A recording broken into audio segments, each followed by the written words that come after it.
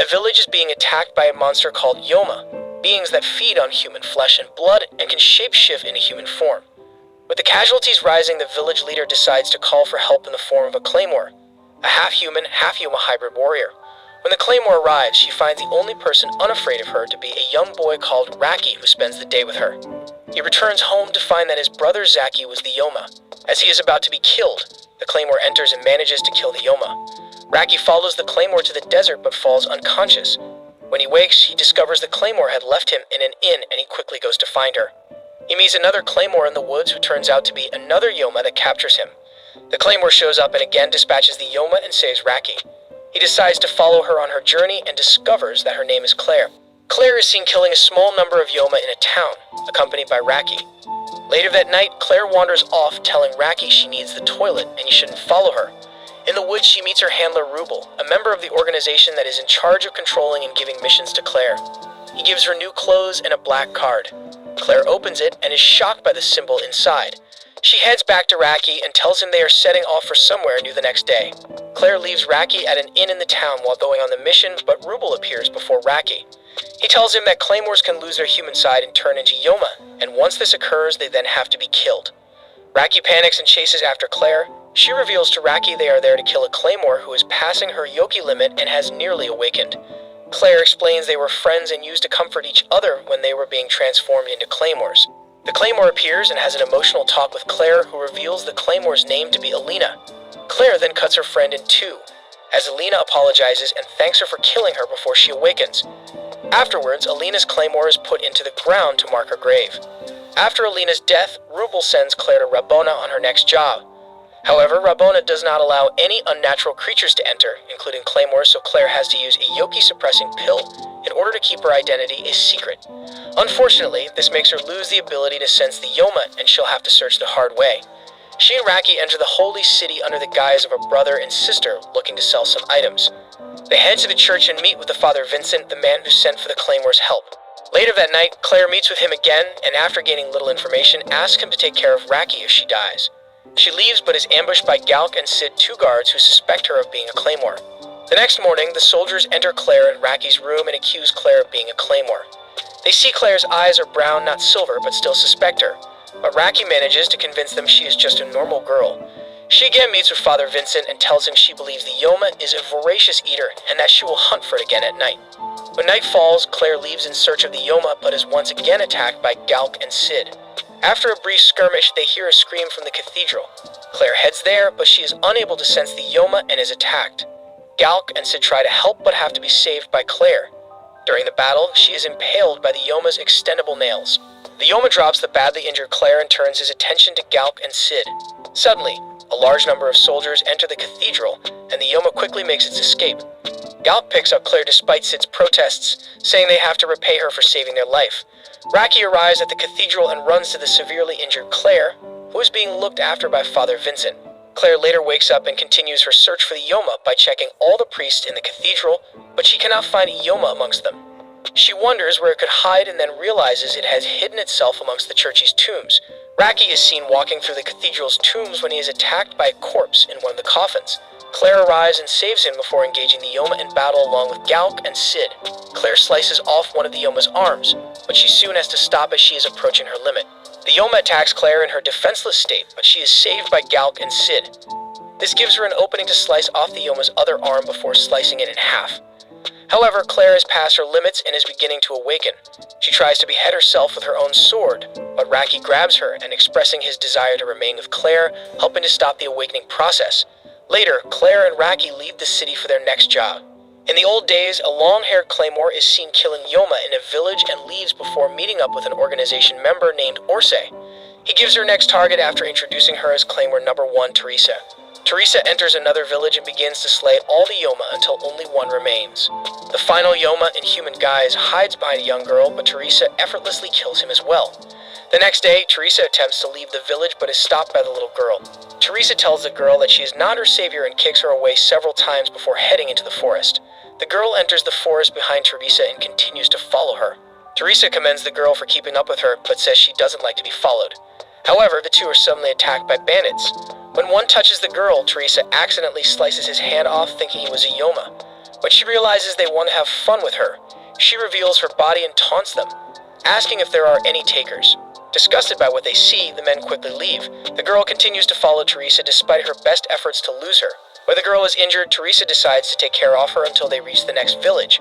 She gives her a bath and some of her food in the meantime, but as Teresa watches the girl sleep, she realizes how strong the little girl is.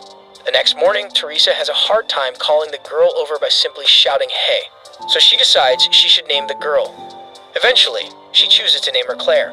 Teresa informs Claire that she will be leaving her at the next village, and Claire begins to cry, but Teresa sticks to her decision. Teresa goes for a walk when Claire falls asleep that night, but she runs into the bandit whose hand she chopped off previously. He again tries to have some fun with her, but Claire hits him over the head with a branch. He throws Claire to the ground and starts beating her, but Teresa uses his own short sword to warn him to back off. He reminds her that she is forbidden by the organization to kill humans, but she tells him it is up to her if she wants to follow the rules, and the bandit flees in fear.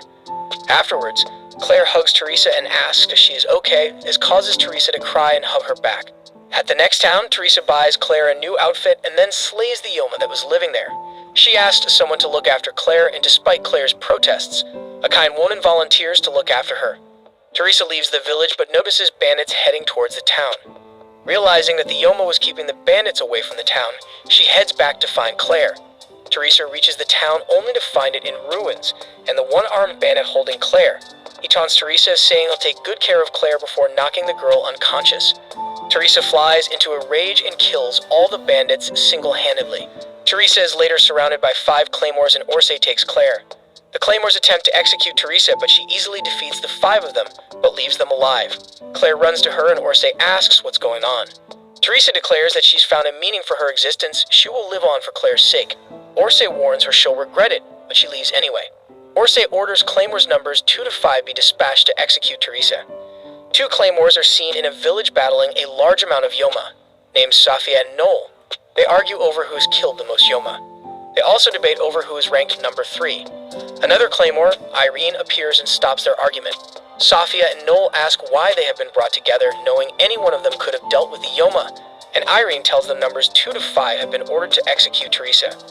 She says she has been demoted from number 2 to number 3, and that a fairly new claymore is number 2. Just then, Priscilla arrives, apologizing for being late, and she is then introduced as the new number 2. Teresa and Claire are staying in an inn after slaying a Yoma in the same village. Claire falls asleep on Teresa's lap, but the peace doesn't last long as Teresa senses 3 claymores entering the village. Irene finds Teresa's room and starts attacking the ladder after a short conversation. Safia attacks from the floorboards below, then Noel tries to attack from the window, but Teresa grabs Claire and leaps out and onto the street below. Outside, she is attacked by Priscilla and is barely able to defend, shocked that she never felt Priscilla's yoki. They battle, but Teresa begins to gain the upper hand.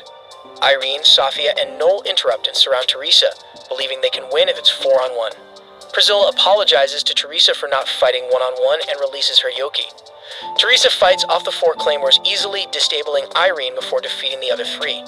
Irene grows frustrated, elated that while they had been using their yoki, Teresa had not released any of hers. Teresa steps up behind Priscilla, raising her sword to behead her. Priscilla begins to cry and begs for someone to save her, then Teresa sheathes her sword, saying that Claire had made her soft. Teresa takes Claire and the 2 leave the village. Irene goes to help Priscilla, but the latter releases all of her yoki and heads after Teresa in a rage. Irene panics and orders Safia and Noel to follow her. When confronted, Teresa warns Priscilla to leave, but the enraged warrior ignores her and attacks. Priscilla is now powerful enough to fight Teresa, which forced Teresa to release 10% of her yoki. The other 3 claymores arrive in time to see Priscilla being overwhelmed by Teresa. Irene then realizes that the extent of Teresa's power is much greater than anyone thought. Then Priscilla realizes she has gone past her limit and begs Teresa to help her return to being human. Teresa says the only thing she can do now is kill her, and Priscilla agrees. Teresa goes to behead Priscilla, but the younger warrior is able to cut off Teresa's hands before quickly decapitating her. Priscilla proceeds to fully awaken and then kills Safia and Noel after they try to stop her. She then chops Irene's arm off and delivers a deep wound to her chest before flying away. Crying, Claire walks forward and embraces Teresa's head. At present, 3 new claymores, Miria, Queenie, and an unnamed claymore arrive at the town, only to find that Claire has already taken care of the other 4 that they were sent to kill. Although she was successful, Claire's orders were to await backup because of the possibility of a voracious eater among the Yoma, so she ends up being scolded and reported to the organization for her independent action. Claire's handler reveals the true nature of the voracious eaters to Claire, and he also explains that what she fought in the cathedral earlier was a normal Yoma, just slightly stronger. Voracious eater is the term that the organization uses to refer to awakened beings like Priscilla. He then tells Claire to give up chasing Priscilla, as she is among the strongest of the awakened beings, but since Claire is so eager to test her limits, he puts her on a team assigned to hunt down an awakened being. Claire is the last member of the team to arrive, and to judge their strength, they all reveal their rank and experience. Number 6. Miria. 6 previous encounters with awakened beings. Number 15. Denev. 2 previous encounters with awakened beings. Number 22. Helen. No previous encounters. Number 47. Claire. No previous encounters. Hearing Claire's rank, the others are shocked, and Helen even starts to make fun of her. When Raki stands up for Claire, Helen explains to him that claymores are scattered around the continent, divided 1 per region and distinguished by rank. There are 47 regions on their continent. In other words, Claire is the weakest claymore. The cutoff rank for hunting awakened beings is usually in the 30s, so the rest of the team is quite surprised when they hear Claire's rank. Despite Helen's objections, though, Miria accepts it, as it is a decision made by the organization. After walking for a day, the team sets up camp. Miria asks Claire to battle her in order to judge her strength. Miria explains that when she saw Claire, she felt as if she was standing in the presence of an immense power. The match suggests otherwise, though, as Claire is completely overpowered and ends up passing out from fatigue afterwards. The next evening, the team draws close to the town as they are approached by a man claiming to be sent to take them to the site. However, Miria senses his Yoki and attacks, as the man in front of them is the awakened being that they have been sent to take care of. But their information was way off. Before them stands a male awakened being, one which they have little chance of defeating given the strength of their current team. A claymore named Galatia gets summoned by a black-robed man named Ermita, who tells her to direct her senses at the mountain range beyond. There she senses the Yoki of the 4 claymores confronting a male awakened being. The awakened one begins the battle by ripping off Denev's arm and tossing her into a chasm. Helen and Claire begin fighting the awakened one, but Claire gets smashed against the cliff. Helen then releases her Yoki, cutting off some of the creature's arms. However, the awakened being quickly reattaches his arms and attacks again. Helen is saved when Denev reemerges from the chasm and attacks the awakened being. Claire rises from the rubble, and Helen tells her to pull back as she values her life, claiming Claire has no business in this fight. Helen becomes curious as to how there is a male awakened being when all the claymores are female. As they fight, Miria explains to her comrades that in the past, the organization had created male hybrids as well, and although they were great fighters, they didn't hesitate to release their Yoki, which made them more readily awaken. Miria tells the others that that's the reason only female claymores are created now. However, the awakened one interrupts her, telling her that she's missing some information, and swiftly stabs Denev and Claire before slashing Helen in the back, defeating all 3. Meanwhile, Raki looks toward the mountains, thinking about Claire, and the innkeeper asks about her. He replies that she's gone to the mountains for some business, and the innkeeper expresses worry, saying that previously, a number of claymores went to the mountains but never came back. Miria grabs Denev's body and speeds off away from the awakened one. He tries to stab her, but she speeds off to retrieve the bodies of Helen and Claire. He realizes that she releases 30% of her Yoki to engage him in battle, but she manages to hurt him. He eventually pins her down and begins maiming and torturing her. Helen tries to get up, but she can't. Suddenly, Claire gets up and tells Helen that the battle is not over. As she approaches the awakened one, he tries to strike her but misses. He then tries to strike her repeatedly, but fails again. Miria, watching, realizes Claire can sense his flow of Yoki and is actually dodging his blows by predicting them. Then Claire attacks and chops off his limbs and lands on his back. She attempts to deliver the finishing blow to his neck, but is thwarted by his neck armor. He strikes her down, but Miria has recovered enough to stand. Claire warns her that the attack is coming from below, and both claymores evade his sneak attack. With Miria's super speed and Claire's ability to sense his Yoki, their abilities correspond and they attack and finish off the awakened being. As the 4 claymores recover from their injuries, Miria suggests that the organization has purposely sent them on a suicide mission, since she discovers that they are all troublemakers who may have partially awakened. Denev proves this theory on the spot by intentionally exceeding her limits in order to heal her wounds. To the claymore's surprise, she does not awaken from the process and her wounds are fully healed. Afterwards, Miria recommends the group keep quiet and try to eliminate their status as troublemakers. Then she warns the group to avoid top 5 claymores: Alicia, Beth, Galatia, Ophelia, and Rafaela. She advises the group to avoid fighting them at all costs, since a battle against even one of them would only lead to disaster. Claire is sent to engage another awakened being with another team. However, much to Claire's surprise, the team only consists of herself and Claymore unknown to her. Suddenly, the Claymore grabs Claire from behind, telling her she was having a familiar scent. She stabs Claire to taste of her blood, which reminds her of the blood of an awakened being. Soon afterwards, Raki arrives and attacks the Claymore with his sword, telling her to stay back from Claire. That's the moment when Claire realizes that the warrior is the number 4 of the organization, Ophelia. Ophelia then cuts Claire's legs off and introduces a game. Claire has to reattach her legs while Ophelia and Raki fight each other. Ophelia will begin at Raki's level, but each minute she will increase her speed and strength. If Claire doesn't hurry, Raki will be killed. Raki and Ophelia engage in combat while Claire tries to desperately attach her limbs again. Raki gets badly cut but continues to fight back, and Ophelia claims that she is impressed by Raki and Claire and their determination to win. The awakened being they were supposed to hunt arrives at the scene masquerading as a young girl, ending Ophelia's fun. She then changes into her awakened form and destroys the town. Claire manages to save Raki. However, Ophelia also survives the attack. She realizes that Claire's legs aren't completely healed, and offers her to protect Raki while she completes the regeneration. Claire believes her and tries to heal herself, only to see Ophelia throws Raki into the arms of the awakened being, far out of her reach.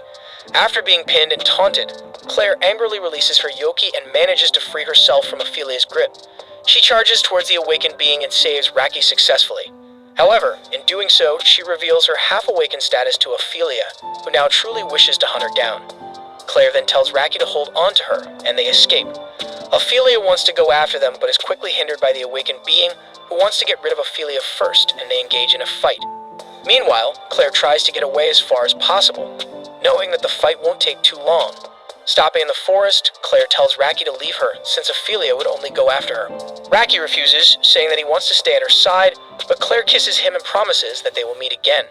Tearfully, Raki takes Claire's words to heart and flees into the forest. Claire is seen running away from Ophelia. However, the latter soon catches up with her. Ophelia attacks and wounds her easily, even though Claire can predict her movements. Ophelia shows Claire her rippling sword, which is performed by vibrating the sword arm at high speed, causing the blade to appear as if it's rippling like a snake. In the ensuing struggle, Claire loses her right arm and falls from a cliff, but she did it on purpose to fake her death and let Ophelia think she dealt the finishing blow. Unfortunately, Ophelia sees through Claire's trick at the last moment. Out of desperation, Claire starts attacking Ophelia, but doesn't land not even a single hit. In the end, even her remaining left hand is cut off and she can't defend herself any longer. As Ophelia is about to perform the finishing blow, a stranger appears, stating that she sensed a familiar presence. Ophelia is annoyed by the random wanderer and carelessly attacks, not knowing that the stranger was no other than the former number 3 of the organization, Quicksword Irene. In mere seconds, Ophelia is quickly overwhelmed and incapacitated by Irene's high-speed sword attack. When Claire wakes up, she finds herself lying on a bed in a cottage with her left hand attached again.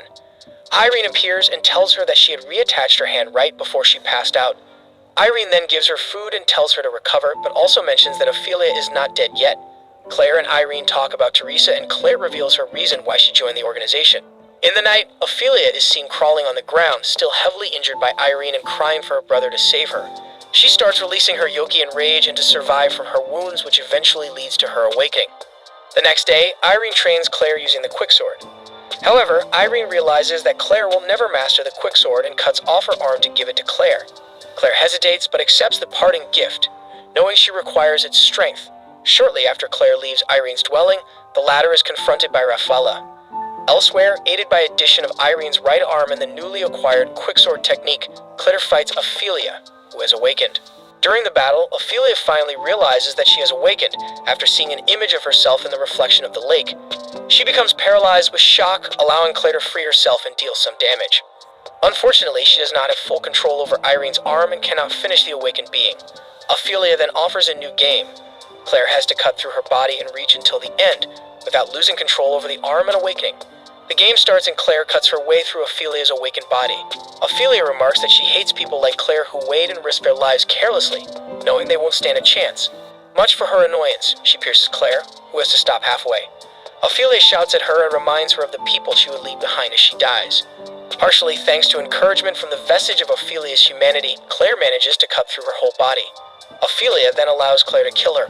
Unable to contact Claire for 3 months after Ophelia's awakening and death, the organization decides to send Galatea to track her down. In the meantime, Claire searches for Raki, disguised and with her Yoki suppressed in a local town. She nearly runs into a party of Claymores on a hunt for an awakened being. The next day, Claire continues her search for Raki and meets a pair of siblings. The girl tells her about a boy, Raki, who was looking for her. Soon, a severely injured Claymore limps into the town and tells Claire that the group was captured. She sets off to rescue them as, unbeknownst to her at this point, they are being tortured into awakening. Claire arrives at a cave inhabited by two awakened beings, the abyssal one known as Rifle of the West and her lover and protector Doff. In her confrontation with Doff, Claire is rescued by Galadia. While trying to fight Doff again, Claire surpasses her limit and nearly awakens, but she is pulled back at last, second by Galadia's Yoki synchronization technique. They then come to learn of a secret arms race between the three abyssal ones of the north, west, and south, and Rifle's intentions to raise as many awakened troops to join her side before their inevitable confrontation.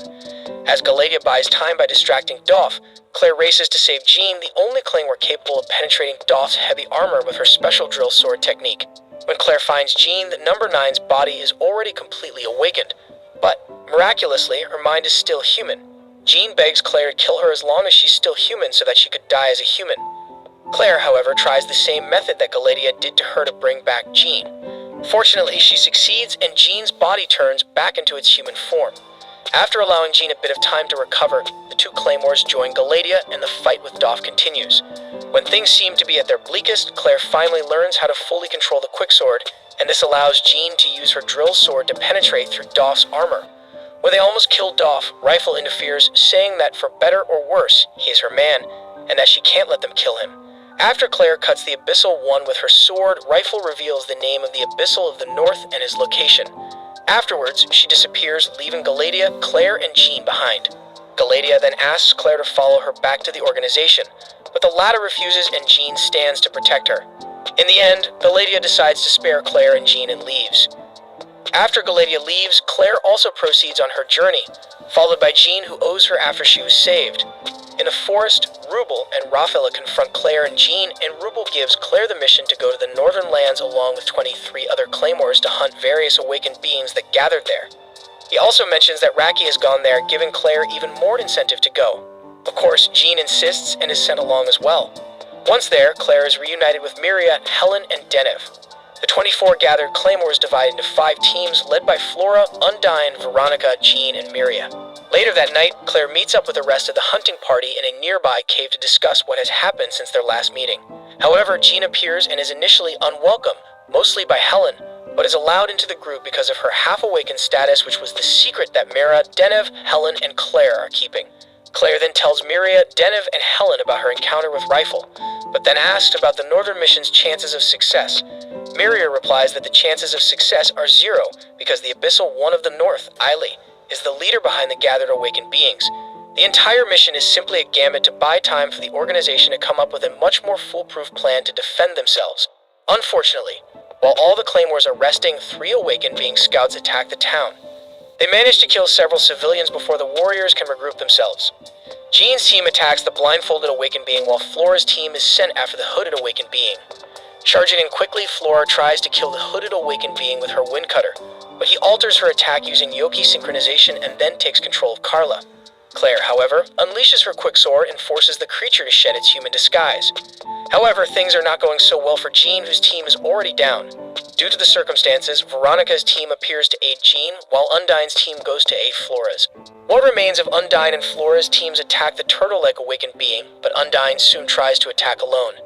At first, the creature's Yoki synchronization technique cannot take control of her because of her great strength, but he soon causes her to lose control by causing her aura to surge.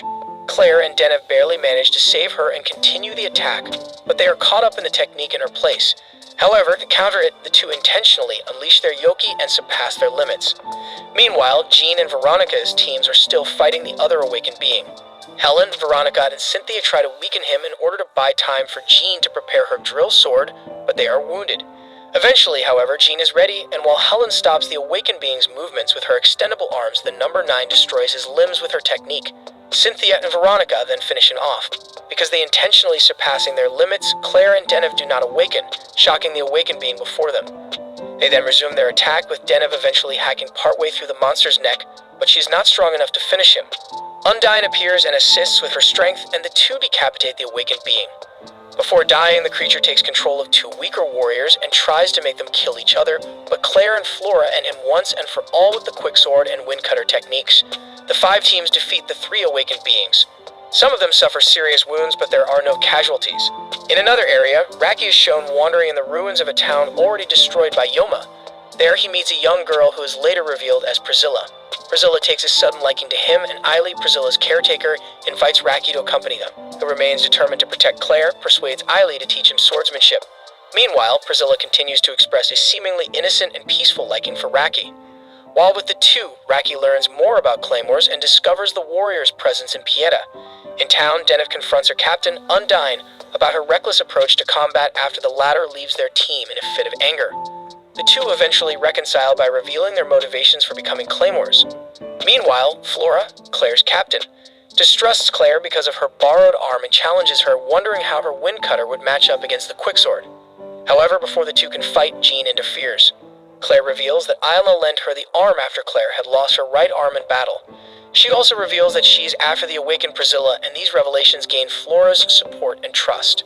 Meanwhile, Eiley meets his lieutenant, Rigardo, at a nearby lake and orders him to bring along the full manpower of his awakened followers to annihilate Pieta. Eiley and Priscilla head towards Pieta, while the claymores prepare themselves. The claymores perform well against the onslaught of awakened beings, forcing Rigardo to enter the fray to thwart any more casualties. Displaying his power, he dispatches Veronica and Undyne with ease. Meanwhile, Raki discovers Priscilla in a cave eating the guts of a man. Raki screams for Priscilla to stop. Jean gets impaled through her stomach soon after Undyne's death. Claire attacks Rigardo in rage, leaving Flora without protection. Flora gets vertically cut in half from her forehead. His next aim is Miria, the remaining captain and strongest of the claymores assembled. Helen, Claire, and Deneuve try everything to prevent Rigardo from eradicating Miria. They're easily overpowered. The fight continues and Deneuve gets maimed by Rigardo. Back in the woods, Raki decides to leave Priscilla and Eiley after hearing that Claire is in Pieta. Miria struggles against Rigardo, and in the end, even she is outmatched by his speed and agility. In fact, she overused her phantom after image just to keep up with him. As she is about to get slain, Claire manages to cut off Rigardo's arm without him realizing it. Rigardo, excited at the prospect of a worthy opponent since Eiley had thrashed him, begins to take the fight seriously and enjoy it. Raki arrives and witnesses the partially awakened Claire, determined to avenge Jean's ostensible death. Claire releases dangerous amounts of energy and eventually slashes Rigardo into pieces as Jean regains consciousness. Unable to return to her normal state, Claire requests from Helen to decapitate her so she will not awaken. Meanwhile, Priscilla recognizes Claire's energy and, believing her to be Teresa, as her memories return. Claire detects Priscilla's presence, so she surges towards Priscilla. Intrigued by the situation, Eiley orders his forces to remain at the sidelines as he observes the situation. In response to this situation, the organization dispatches Galadia, the eyes of the organization, to examine the conflict in the north. The fight between Claire and Priscilla venues within a volcano while Eiley observes the battle. Priscilla, who does not realize that she is an awakened being, easily repels Claire, who she believes to be Teresa. Meanwhile, Jean and Raki travel towards the battleground. As Claire is about to get killed by Priscilla, Miria, Helen, and Deneuve save her. They manage to reach a catbird seat, but Priscilla fully releases her power, as she had not fully awakened at that point. She effortlessly defeats the 3 claymores. Determined to avenge Teresa, Claire fully releases her energy in an effort to defeat her. Claire, nearly fully awakened, and continues the battle despite Priscilla still dominates the fight with apparent ease. When Claire harnesses enough mental power and repeats to herself the whole purpose of her struggle, she experiences flashbacks of Teresa. Awakened Claire strikes her with multiple devastating attacks. Priscilla reverts to her human form and is about to be killed when Raki intervenes, but Claire, unable to control herself, attacks him as well. Jean takes the blow instead and, although fatally wounded, manages to have Claire revert to her human form to pay back for what Claire had done for her. This leaves Claire tormented with grief for the death of her comrade. Priscilla is then retrieved by Eiley. In the last scenes, Miria, Helen, Deneuve, and Claire announce their wish to leave the organization and depart on separate journeys, with Helen traveling with Deneuve and Raki with Claire. That's all, folks.